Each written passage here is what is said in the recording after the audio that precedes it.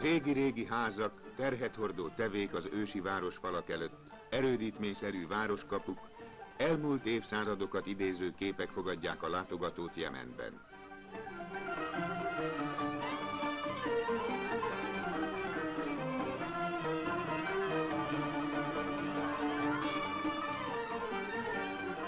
A női fátyol nem csak az arcot, a fejet is elrejti, de ő már talán sosem takarja el csillogó szemeit.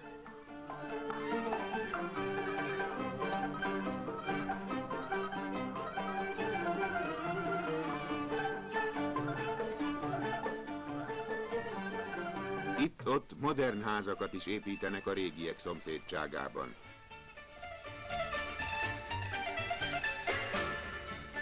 A 2 éve szabad életét formáló Jemen fővárosában most létesült ez az iskola.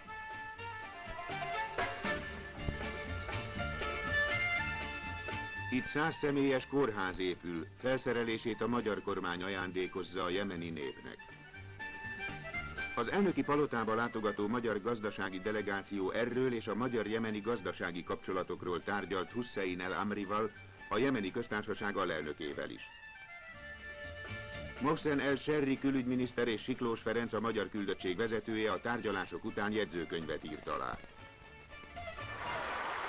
A forradalom második évfordulóján Szalal Marshall, a jemeni köztársaság elnöke, Szanában, a fővárosban szemlét tartott felfegyverzett törzsi harcosok és a modern fegyverekkel felszerelt egységek felett.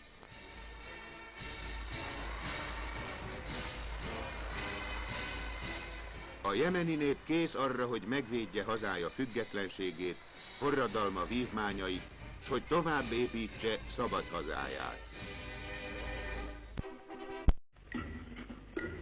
Sana'a is reputed to be the first city in the world to be rebuilt after the floods. The people who roam its narrow, dusty streets have lived for centuries in deep-frozen barbarity, which has only occasionally been disturbed by the probing of the outside world. Sana'a looks today much as it must have done in biblical times. Since I was in Sana'a, the deposed Imam Bada, whom the rebels hoped was dead, has reappeared over 100 miles from here at the head of an army of loyal tribesmen in the north of the Yemen, and he's promised to win back his feudal kingdom from the leader of the revolution, Brigadier Salal.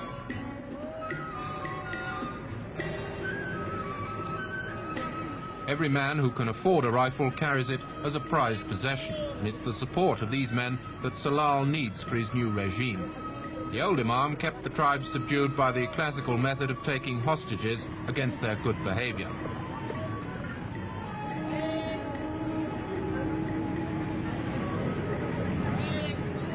Many of the tribesmen seemed to me to have come into Sana'a just to see what was happening. They spend much of the day chewing a mild narcotic called khat, which distends their cheeks like a ping-pong ball. The Yemen is incredibly poor, and its economy is based entirely on agriculture. Everything is done by the most primitive methods. Donkeys, for instance, are still used for threshing. It would be a problem for any government to bring the Yemen into the 18th century, let alone the 20th.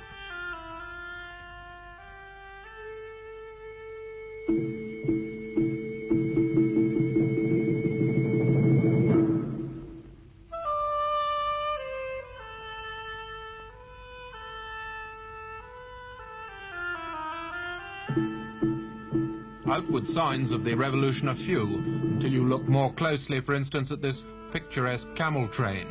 The boxes are ammunition, stamped Imam in English, and they're being carried into an arsenal now controlled by the Republicans. The revolution began at midnight on September the 26th.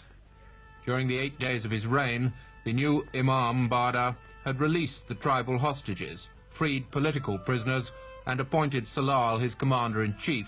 This policy of appeasement proved fatally misguided.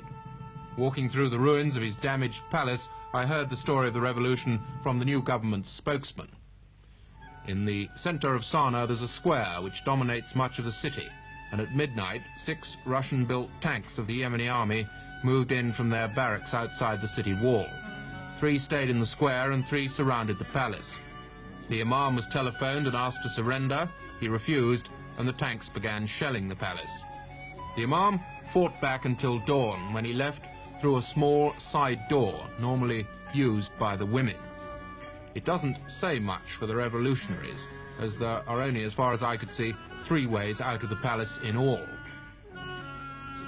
The revolutionaries pursued the Imam for 22 days, until they lost track of him in the north. When he'd gone, the public were allowed into the palace to loot.